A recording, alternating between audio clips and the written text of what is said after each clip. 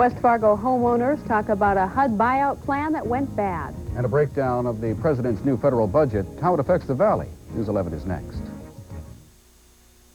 Introducing Bridgman's new tasty light and creamy yogurt. How does it compare to the other yogurts? It's low in fat, sweetened with NutraSweet brand sweetener, in a variety of delicious fruit flavors, and only 80 calories per 6-ounce carton, with all that great taste you expect from Bridgman.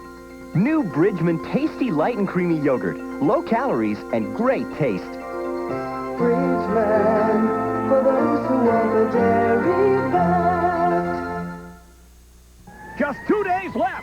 Gateway Chevrolet Geo has declared a cash flow emergency, so we're putting 250 used cars and trucks on sale with discounts of 40%, like a 1987 Sunbird for $49.99, a 1984 Mazda for $28.99, a 1985 Cavalier slashed at $24.99, even this 1982 Regal for just $19.99. Make no payments till July 1990. That's right, no payments till July 1990, but there's only 2 days left, so hurry to Gateway Chevrolet Geo.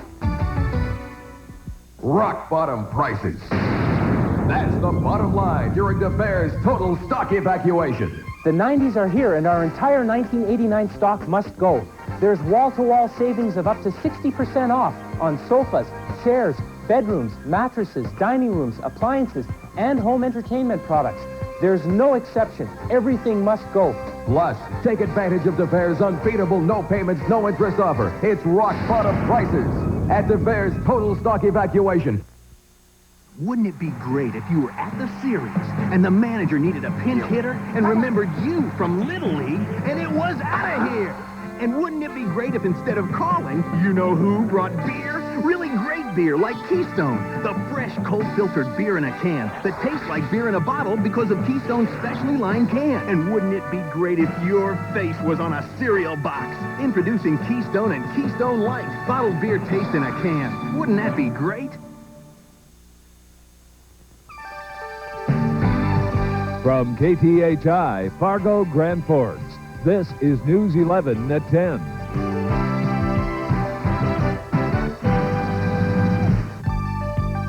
Good evening. Owners of structurally defective townhomes in West Fargo thought they were going to be bought out by the Federal Department of Housing and Urban Development this fall. But as Reagan Tomerdahl reports tonight, the case has taken an interesting turn. 2 months ago, Eva Linus and her neighbors moved out of these structurally defective homes. HUD offered to buy the faulty structures, and money from the buyout was supposed to arrive in 45 days. But HUD says the owners have to give up all of their legal rights concerning the property before the deal will go through. The homeowners say this wasn't part of the original plan. I thought it was a pretty low blow. They basically said they're going to take care of us. It's all said and done. And it looked pretty good to my wife and I on paper. And when we went in to sign, poof, we had this other stipulation. I'm very happy about it, and I thought, oh yeah, it's just another one of their little regulations they have hiding in the drawer in their office again. Because I was in to see Levold and at the HUD office, and he told me, he says, whatever you do after you sign them papers and they buy you out, he says, it's up to you guys. No mention of the give up your rights at all? No, nothing. HUD officials in Fargo declined to comment about the situation on camera, but a spokesperson said the plan does require owners to waive their rights. A North Dakota legislator and his staff have been looking for ways to help the homeowners, and they think the homeowners should be able to keep their rights and be allowed to recover damages. Congressman Byron Dorgan is contacting HUD Secretary Jack Kemp to find out if the buyout could go through without the owners giving up their rights. The owners of these faulty townhomes say that's the only deal they'd accept because they want their day in court with the builder. Reagan Tomerdahl, KTHI, News 11. A Fargo landlord is facing a misdemeanor charge after a fatal fire earlier this month. Gary Reinhardt was charged today with failing to install a smoke detector in this North Fargo home. A fire in the home January 10th killed 29-year-old Michael Lawrence. By law, all rental properties must have smoke detectors. A handyman who worked for Reinhardt says he installed a smoke detector in the home at one time, but says for some reason it was removed and put in the garage. In addition to the misdemeanor, Reinhardt also faces felony charges in connection with a fencing operation which Fargo police broke up last fall. Federal investigators are looking at a communications gap as a factor in last Thursday's Colombian jetliner crash in New York. Word of a fuel shortage was reportedly relayed before the passenger jet crashed, but it isn't clear who's to blame. Authorities have said regional air traffic controllers knew Flight 52 was low on fuel, and that wasn't relayed to local controllers handling traffic into JFK International. But today, a Federal Aviation Administration spokesman said the plane's pilot never made the urgency of his situation clear in his communications with controllers. Well, the stage is set for months of fiscal battles between Congress and the President. President Bush unveiled his 1991 budget today with a bottom line of $1.25 trillion. Steve Handelsman reports. Bush budgets by the boxful were delivered to Congress this morning. The president's plan is to spend $1.23 trillion without raising taxes. There would be more cash for space exploration, more for the environment, more for local airports, more for helping kids to read, and much more for fighting drugs. There'd be less for urban mass transit and Amtrak, and cuts in what doctors can charge in the Medicaid program. And even though the defense budget rises to $303 billion compared to last year's $296 billion, that's a cut when you factor in inflation. On the tax front, the administration again proposes dropping the rates on capital gains, which would benefit the wealthy. But the White House wants a new tax-free savings account to benefit middle-income Americans. The budget claims the deficit will drop from about $100 billion this year to about $63 billion in '91. Now the budget battles move to Capitol Hill, where the Democrats will push for more social spending and push hard for more cuts in defense, except possibly when those cuts threaten military bases in their home districts. In Washington, this is Steve Handelsman for NBC News. The president's budget brought mixed news for North Dakota, but most of it bad. Under the plan, large-scale projects are hardest hit, like Garrison Diversion. It would get zero funding, while the state had asked for $40 million. Federally funded crop insurance would be eliminated, which could cost North Dakota producers $100 million. All federal subsidies for Amtrak train service would be cut, a loss of $600 million. And the Essential Air Service program would be cut back at a loss of $6 million. On the plus side, North Dakota would get almost $9 million for the Cheyenne River project and $3 million more for the war on drugs. North Dakota Senator Kent Conrad says not only does the Bush budget contain little for the state, he says he doesn't like the president's idea of using Social Security funds to help pay for government expenses. You know, that's what Jim Baker, the evangelist, went to jail for. He raised money for one purpose and used it for another. And that shouldn't be the case with the federal budget. The budget also calls for closing and realigning many military bases in the country, but both the Grand Forks and Minot air bases were spared from those cuts. A real estate agent dubbed Robin Hood admits she is guilty of embezzling millions of housing and urban development dollars. Marilyn Harrell pleaded guilty today in a Baltimore federal court to charges of stealing federal housing money and lying on tax returns. Harrell got the nickname Robin Hood after claiming to have used most of the money to help the poor, but prosecutors say she actually used at least $6.6 million on herself and her family. Jury selection is underway in Anchorage, Alaska, where former Exxon Valdez skipper Joseph Hazelwood is facing charges in connection with the worst oil spill in U.S. history. Hazelwood's attorneys will try to have his failed sobriety test banned as evidence in the trial. Last March, the tanker Hazelwood captain ran aground in Prince William Sound, spilling about 11 million gallons of crude oil. Well, still to come on News 11, Rob Thorson will let us know what to expect from our sudden change in the weather.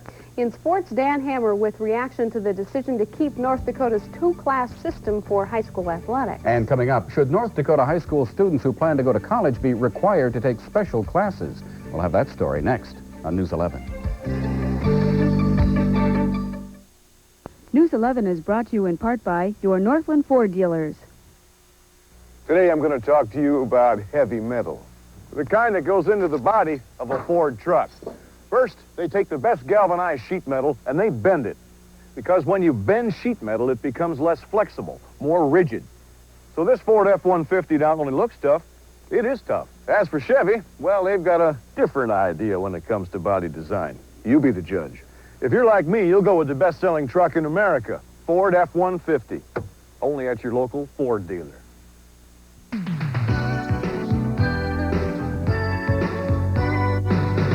All kinds of perms for all kinds of people at Cost Cutters. Now get a great-looking perm for only $21.95.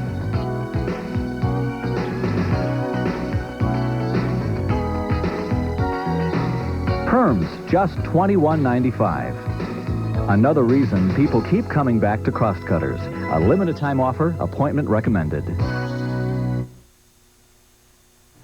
South Fargo residents packed the Fargo City Commission meeting tonight to protest plans to pay for a 25th Street Interstate 94 interchange. Local funding for the interchange would be raised by a special assessment, but people in the assessment area say they shouldn't have to pay for something the whole city will use. I think it's long past time for the city of Fargo to establish some specific guidelines and procedures for special assessment districts. Let's start looking at something reasonable and fair for the tax-benefit relationship. The City Commission voted to extend the protest period for 1 week to allow petitions to be distributed. The project is scheduled to begin this spring, but Assistant City Engineer Bob Welton says the threatened delay could set it back indefinitely. A budget task force of the West Fargo School District is still battling a $1 million deficit left behind by defeated tax increases, and tonight the task force discussed ways to generate more revenue in the district. Board members say without money-making options, the idea of a merger with Fargo is a real option. Had to come up with $1 million in cuts in this budget. In my estimation, there is no way that we could float this district and still be able to provide quality education to the kids out here. Task force members say money allocated to education by the state in the next legislative session could affect a possible merger. Making the grade could get a bit more difficult for high school students in North Dakota. By 1993, the state wants to make it mandatory that prospective college students take a list of college prep courses. Now, the list will include math, English, social studies, sciences, and possibly a foreign language. As Denise Workup reports, some educators are worried about the language requirement. Barb Beach has been teaching Spanish at Central High School for 19 years. She says she supports a foreign language requirement for students that want to attend college. 2 years are really not enough, but at least it gives you more of a culture and more of a chance to be fluent in that language. And I think 2 years minimum is definitely a good step in the right direction. In addition to Spanish, Central offers classes in German, French, and Latin. One big reason why Central is able to offer such a variety of foreign languages is because of the high enrollment here. More than 900 high school students attend Central. But in some small school systems like Inkster, foreign language teachers are hard to come by. Midway High School, with an enrollment of only 90 students, has been trying for 2 years to get a foreign language teacher. We only had 3 applicants, I believe, and of those 3, they found jobs elsewhere. So we did not wind up with a Spanish teacher or a foreign language teacher this past year. And UND officials say the lack of a foreign language can hurt students down the road. Studying another language helps you better understand, of course, the English language. And that, I think, I know from my own experience, having had a foreign language background, that certainly was true. The possible language requirement is still under review. Educators will decide whether to submit the recommendation to the State Board of Education by early April. In Grand Forks, Denise Workup, KTHI News 11. Since I hear about a weather change, it's still 70 degrees, bright in here. It's hot in here. You haven't been outside lately, have you? Oh, it's changed. Yeah, it's outside. That's the weather we're talking about. Blowing snow advisory for some of us tonight. I'll let you know how long this wind is going to blow after this break.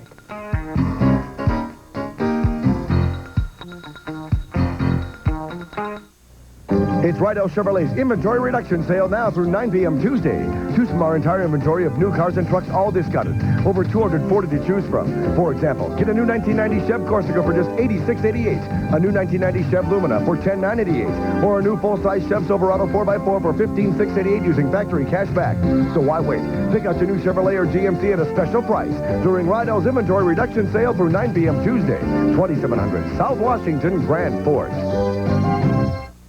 For the best buy on RCA camcorders, VCRs, and televisions, stop by Morningside TV and Appliance in South Moorhead. Morningside has RCA television sets featuring ColorTrack 2000 stereo monitor receivers, portable televisions, and projection TVs also available. Or if it's a VCR you're looking for, Morningside has RCA VCRs with VHS Hi-Fi stereo with remote control. Or capture your family's memories with an RCA camcorder. If you're looking for television sets, VCRs, or camcorders, stop by Morningside TV and Appliance, Highway 75, South Moorhead.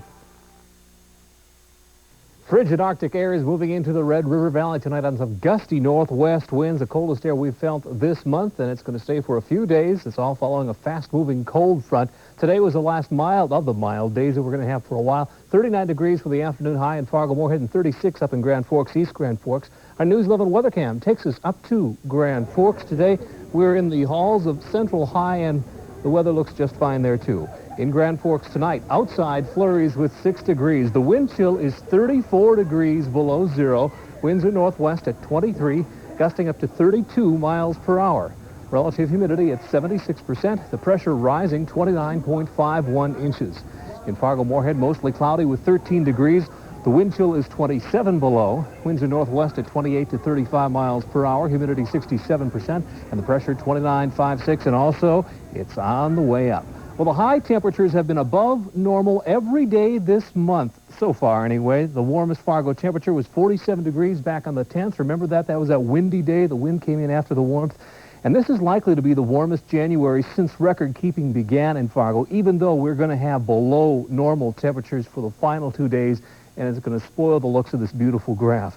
Williston and Minot already down below the 0 point. The cooler temperatures already moving into the western and northwestern part of North Dakota. We're looking at just a few snowflakes shaken out in the northeastern part of North Dakota and northwestern Minnesota, but they are moving around with the strong winds that we have out there. The whole system is going to blow right through rather quickly. It's just going to be windy tonight, and by tomorrow morning the wind should taper off, and by tomorrow afternoon they should be fairly light out there. Here's what's going to happen. We're going to have another cool pocket of air move in, and it's going to stay. This high pressure system is going to keep us, well, cooler than normal for the last couple of days of January. The first part of February looks okay. By the weekend, it looks like we'll warm up a little bit again. Our Wednesday morning outlook shows another system coming through and may give us a few more snowflakes out there.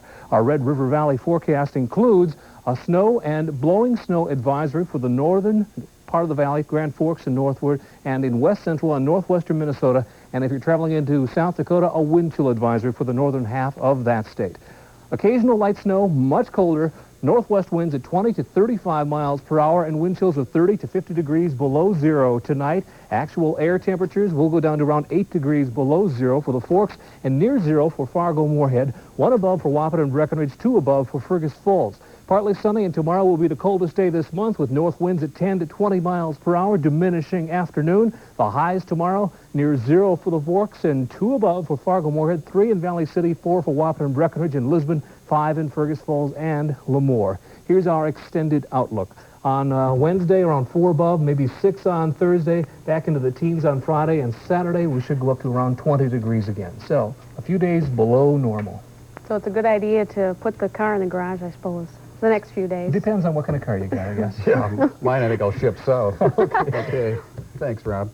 The nation's truckers are facing tough times trying to keep up with increased costs. The price of diesel fuel hit a 3-year high in December, $1.41 a gallon. In many cases, the increased cost was passed on to customers, but the price of fuel is only one challenge the trucking industry faces. New federal rules for drug testing and a shortage of drivers are other factors pushing up costs, and altogether, the changes are taking a toll. There's a lot of major trucking firms that have been closing up as well as smaller ones. The cost factor is just totally out of line for the what the rates for the income is. But industry officials also point out that costs aren't just going up for the trucking industry. Other types of transportation are also seeing higher expenses. Well, we've got news tonight about a latest proposal for a 3-class basketball system in North Dakota going down the drains today, and we'll take a look at an outstanding girls basketball team in the area.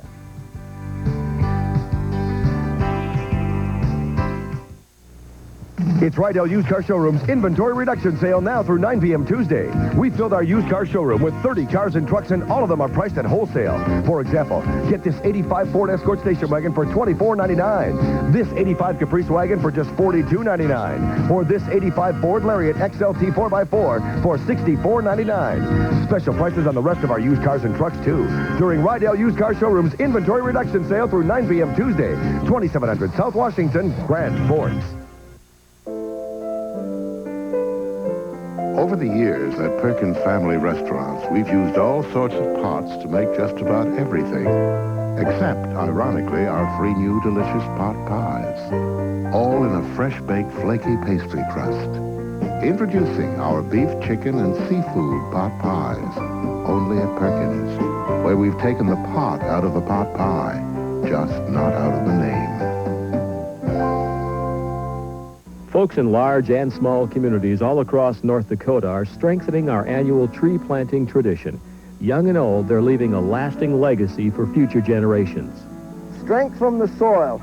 That's where all of our food and nourishment comes from, and that's what's going to nourish this tree. Whether you live in town or on a farm, you can help plant 100 million trees in North Dakota. Donate to the Centennial Trees Trust by using lines 17 or 21 on your 1989 state income tax form, and strengthen the tradition.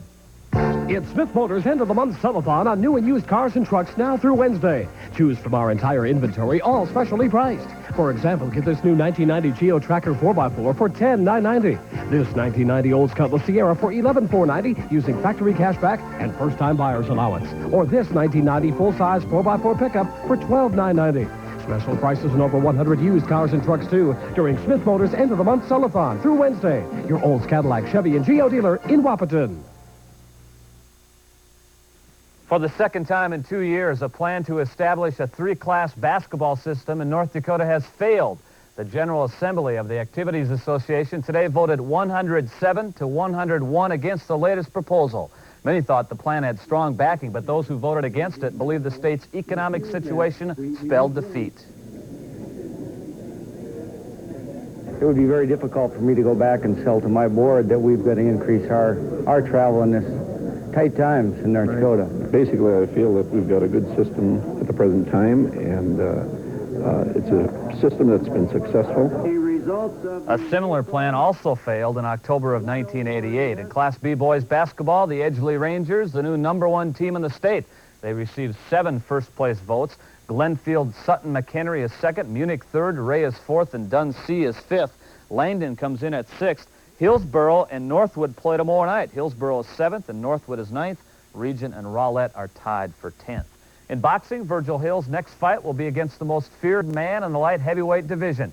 Hill's trainer, Freddie Roach, says Hill and IBF champ Prince Charles Williams have agreed in principle to an April 20th fight in Atlantic City, New Jersey. Hill, the WBA champ, is 26-0. Williams is 28-4 with 20 knockouts. He's held the title since a win over Bobby Chez a couple of years ago. The two parties are expected to formally announce the fight tomorrow. At girls basketball, Hawley remains unbeaten. The Nuggets go to 14-0 with a 9-point win over Moorhead tonight. First half, Hawley's Paula Padrats to Amy Johnson. She hits the deep left corner shot. She had a game-high 17. The Spuds, then Mary Keel lobs inside to Peggy Meyer. Give her the bucket. She goes to the line, converted the three-point play. She led Moorhead with 13. But Hawley pulls away in the second half. Misty Langseth to the lob and hits the turnaround. She had a dozen, and Hawley wins it 63-54. Monoma a winner tonight in girls basketball, along with Frazee and Climax. Also, Ada Borup and Glendon Felton. The same goes with Winnemac and Fertile Vale Trammy. Also, Lake Park Audubon and Rothsay win tonight. And in women's basketball, Northern beat Mayville State.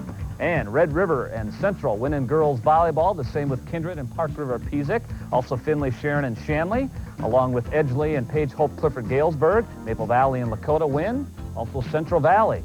In wrestling, Fergus Falls and Oaks win tonight. In top 20 college basketball, Louisville a winner. Illinois leading Iowa, and Syracuse beat St. John's. The Timberwolves broke their losing streak tonight. They win over Sacramento, 109-91. And the NHL, the North Stars at home with the win over Winnipeg. North Central Conference Commissioner Noel Olson will decide later this week if he'll take any disciplinary action against North Dakota State and Nebraska-Omaha. The two ended their game Saturday night with a skirmish started by a shoving match between coaches Irv Iniger